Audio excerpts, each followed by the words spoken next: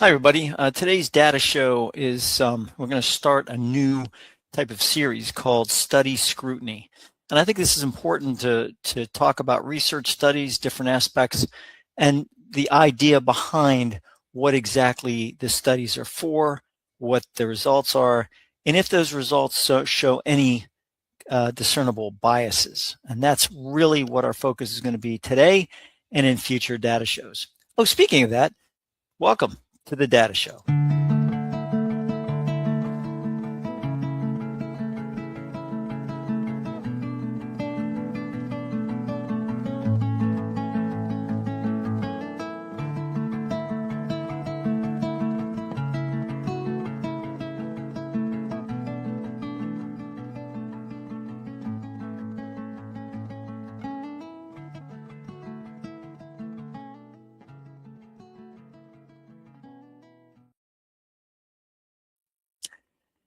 The Data Show. Welcome. My name is Chris Greco. I'll be your host for the next 30 minutes talking about studies, research studies, because that's what the Data Show does. The Data Show takes a look at studies and scrutinizes them and takes a look at different aspects of the study and exactly what type of biases exist.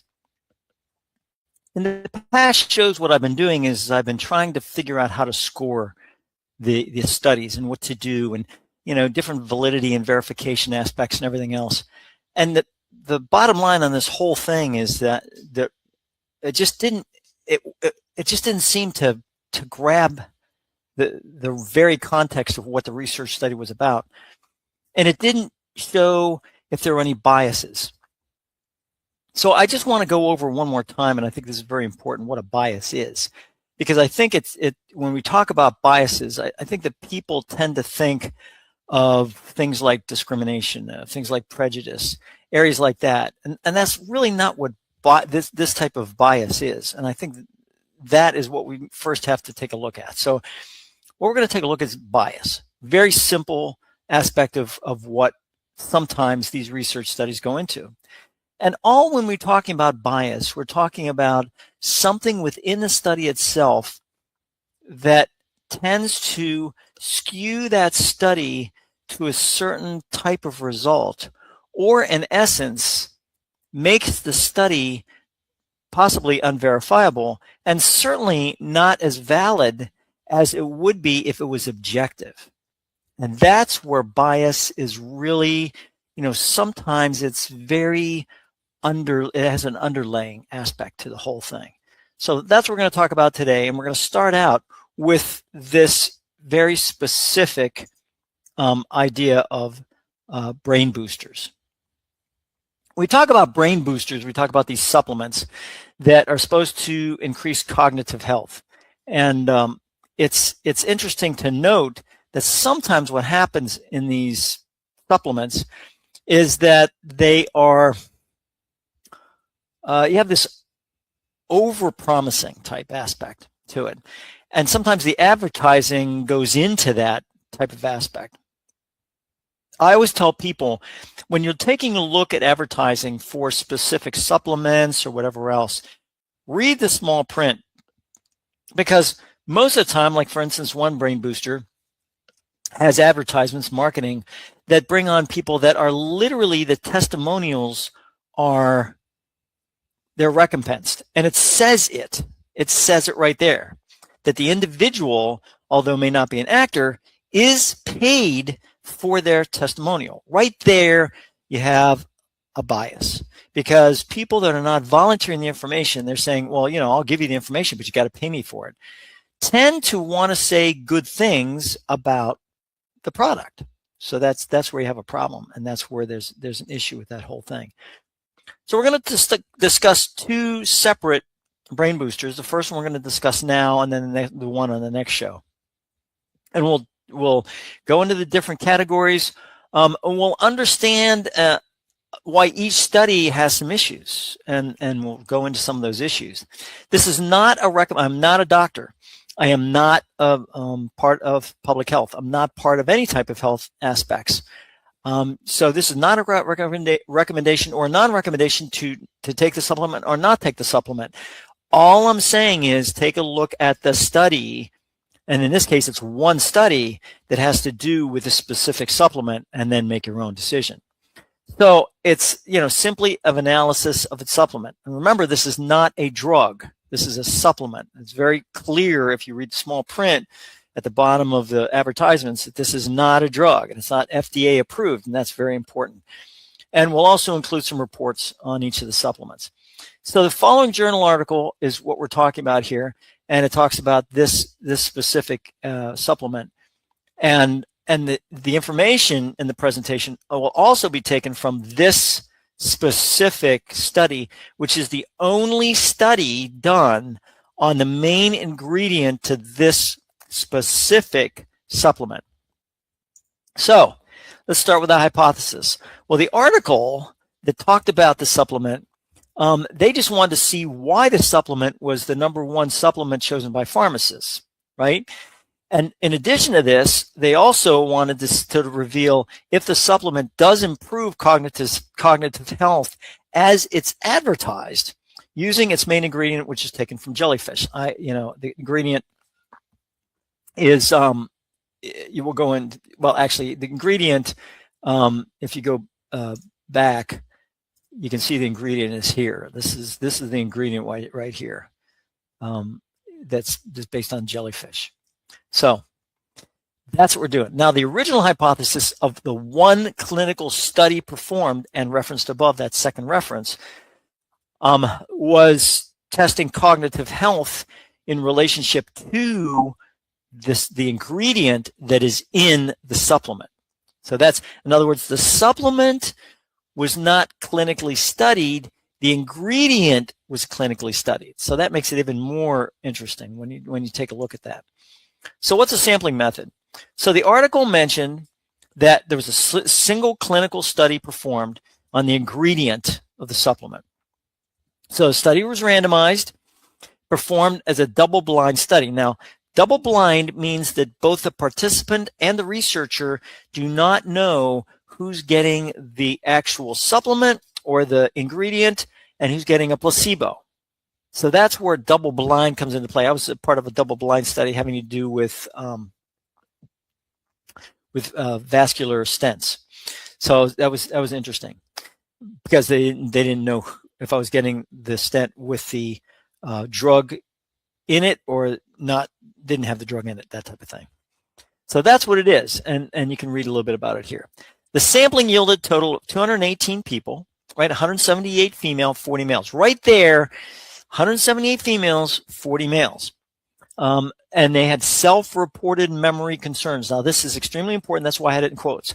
Self-reported memory concerns. Anytime that you see a study that says self-reporting, there's automatically a bias that is inserted into there. Self-reporting is very, very, it's can be very shaky, especially when it comes to clinical aspects. We'll go into that. We'll go into that a little bit later. Mean age was approximately 63 years old. They rounded up. I rounded that up. It was 62.5 or something like that, with a range of 40 to 91 years of age for the participants. And we'll talk about that. Data definitions. And this is the one area that is really, really important when you talk about data analysis. We talk about studies. The data that is taken, the variables that are in there, extremely important to make sure that those are defined properly and consistently. Properly and consistently, very, very important for data definitions. So the main definition, a vital definition, cognitive function, right? In order to detect increase in cognitive health or not, right? So this was done with a method called Cogstate Research Test Battery.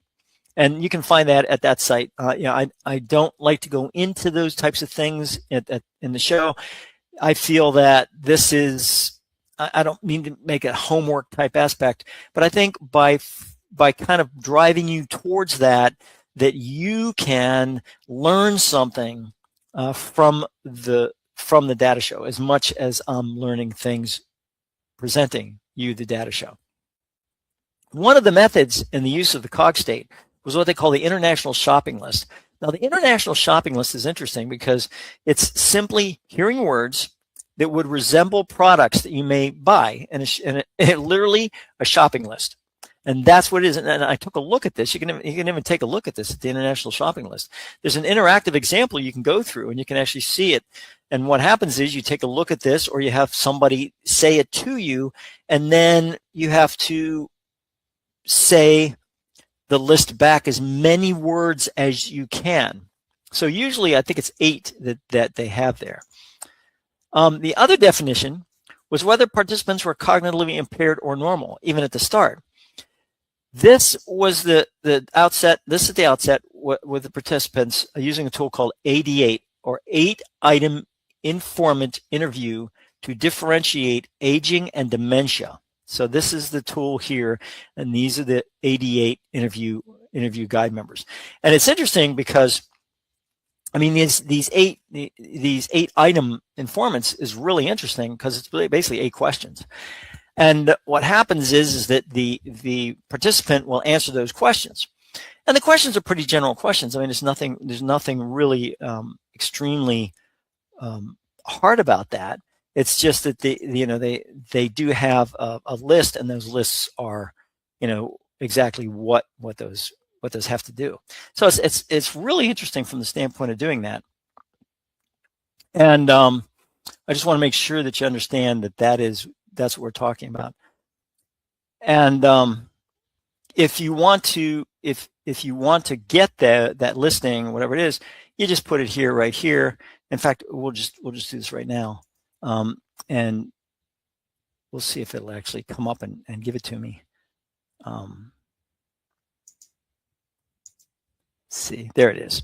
All right, so this is, and we'll just show it to you real quick. This is what we're talking about, the AD8 dementia screening, right? Who can take it, and you can just see it right here. How to license it, it goes into different aspects, patients, partners, events, more. You can see exactly what is Knight Alzheimer Disease Research Center, and it'll show it to you. 8-item informant to differentiate was developed as a brief instrument to help discriminate between signs of normal aging and mild dementia. That's it. I mean, that's basically what we're talking about. So now look at this. Cut points are normal cognition 0, 1, impairment cognition 2 or greater. This is extremely important, and I think that when we talk about that, that's what we're going to get to. Is you see here the single study in question considered cognitive normal with a score of 0 to 2. While those with some cognitive impairment with a score of 2 to 5. Well, normally it's 0 to 1. And also, if you have 2 here and 2 here, what is it? Is it cognitive impairment, or is it cognitive normal? So that's where this thing gets really confusing. So that's where you have some issues. Statistical tests. Very straightforward. Basically, the number of words that they were able to remember, and number of words they were able to come back with, and they took the average of those over a period of time, over a period of testing.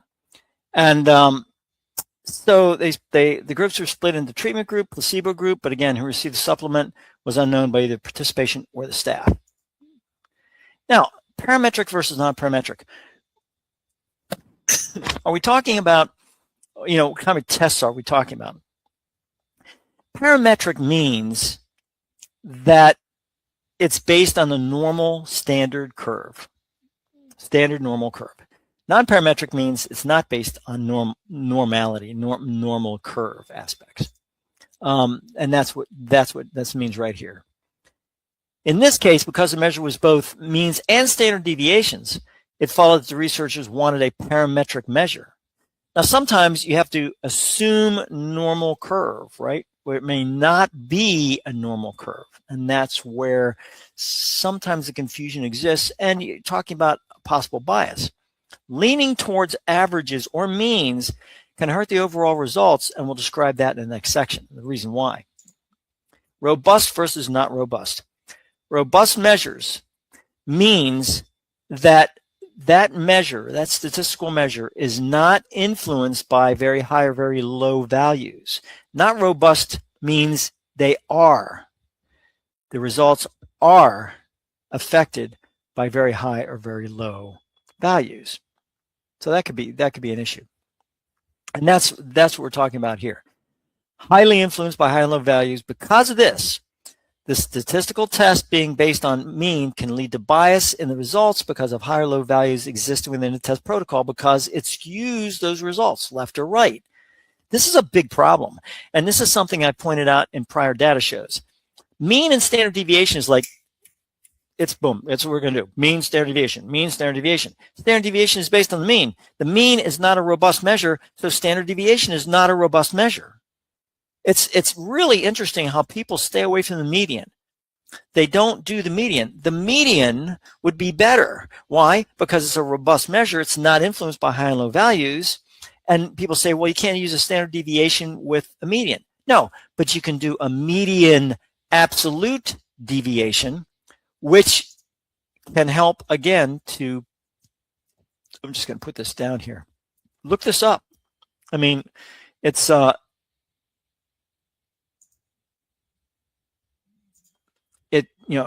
it is really interesting how median absolute deviation can take the median and you can use it in the same way you can use a standard deviation.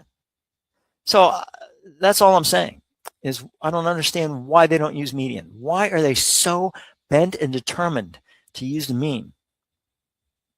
I don't get it. Confounding factors or bias, and we'll talk about the bias aspects here in a second. Confounding factors. Confounding factors mean that when an individual is brought into a clinical study, they may have other maladies, they may have other symptoms, they may have other situations physically that can affect the results of the test because of confounding factors. Maybe they already have dementia, or maybe they don't have dementia. Maybe they're getting dementia. Maybe they have Parkinson's. Maybe they have, maybe there are things that, maybe there's type of medications they're taking. That can definitely factor into the bias aspect. So the main confounding factor in this reference study from the article was that all the participants were from the same community from one U.S. state. Think about that for just 1 second. If all of my participants in one study is from one community, no matter how randomized they were taken, they're still from the same community. Now, if that same community has does it have the same water supply? Does it have the same environmental factors? Is it a farming area? Do they use pesticides? There's a ton of confounding factors that are thrown in there. And this volunteer bias is this is where I get all the biases from, catalogofbias.org. It's done by, it's based on Archie Cochran, who was a physician. And he determined that some of these clinical studies had biases and starts to list them. There's got to be 30, 40 of them in there. Also, there was no baseline conducted at the beginning of the study and showed there was no difference between the control and treatment group. Oh, there was a baseline. I'm sorry. There was a baseline conducted at the beginning of the study, which is good. That's a good thing. However, as stated in the study, there was no control from medications that the participants were already taking, along with the actual dosing times. They weren't controlling that. So they weren't, were they taking the drug? Weren't they taking the drug? Were they reporting they were taking the drug, but they weren't really taking the drug? So all that was not controlled. And they pointed that out in limitations. To be very honest with you as an audience, they pointed that out in the study. So there were some limitations in the study that they pointed out. And they did. And all participants were from one community. All participants self-reported concerns. Medications that the participants were already taking were not recorded. Dosing requirements during the study, they weren't following the regimen.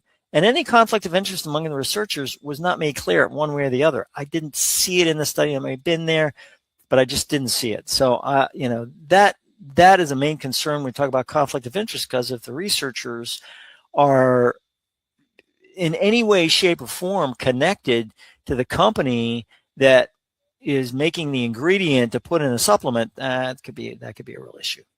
So that's a problem. So, summary.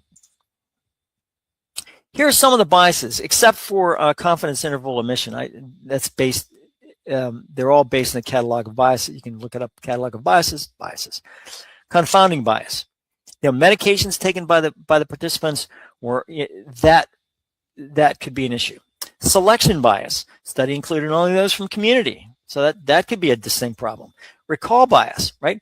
Participants self-reported any cognitive issues, but the self-reporting could omit something that was important that they either forgot to mention, or they misremembered, or they literally didn't want to list that. So they, because they were scared, maybe they were scared they were not going to get picked for the study, so they didn't list that stuff. Confidence interval omission. This is important, and it's not a bias. Most studies, if you take a look at them, have what they call a confidence interval, usually 95%. And what this does is this says that if the study was done infinitely, that the mean somewhere would be within that 95%, that the buffer area between negative and positive, above and below the mean. And that's important to understand, because if that's a 0, then that means there is no difference between the treatment group and the actual the treatment group and the control group. So that could be a problem. And volunteer bias. These participants were volunteers. It could be a problem, right? Could make them different from the general population, because only those that were selected were, you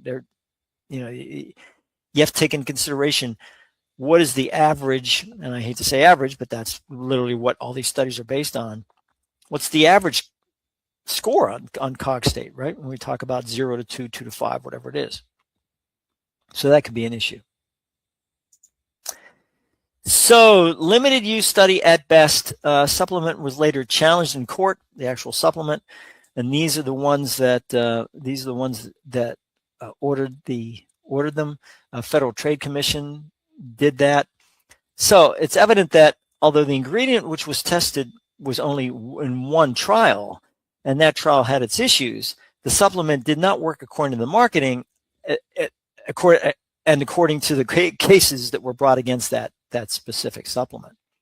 So that's, it's not so much that it hurts you, that there's a problem with taking it from the standpoint of, people having side effects, but it just doesn't do what the advertising says it does.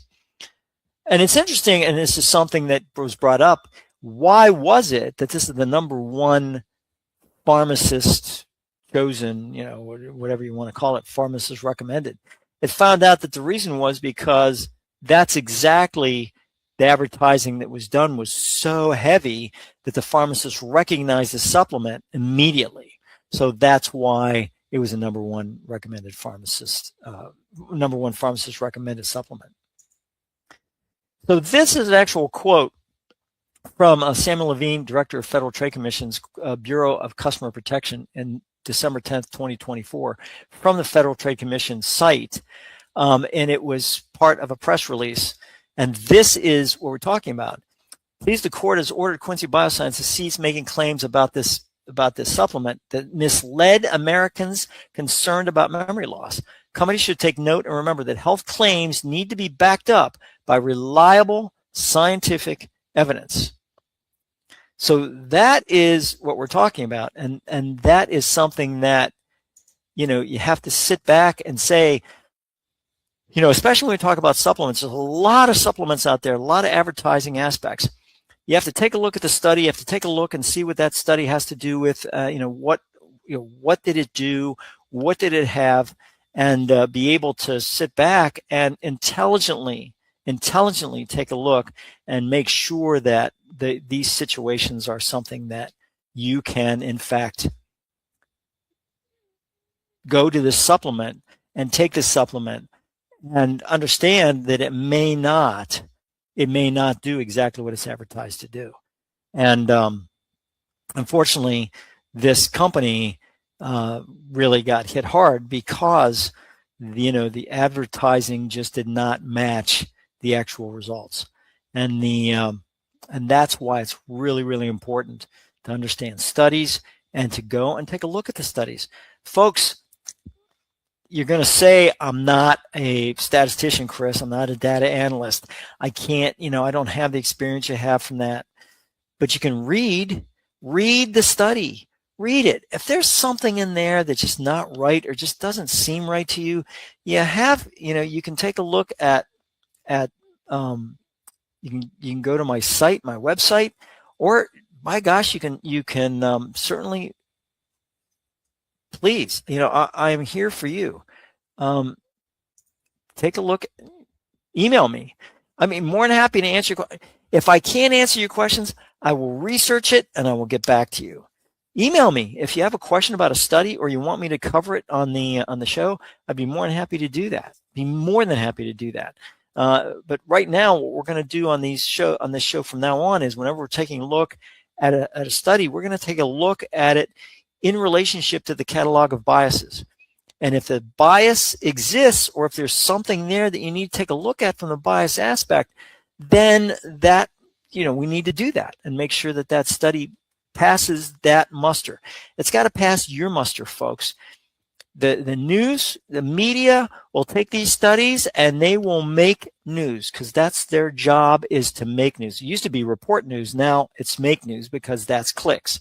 So you have to take a look at that and say, is this study really everything it's meant to be? And look at those studies. And again, email me and let me know, and I will take a look at the study. I'd be more than happy to do that. So that's really about it for today. And next time we'll take a look at another brain booster.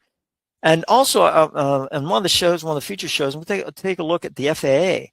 The FAA has this whole, I don't know how to even explain it. It's a statistical tool to try to figure out weight and balance and baggage aspects. I don't want to go through that and show you how using non-robust measures can really jam up the system.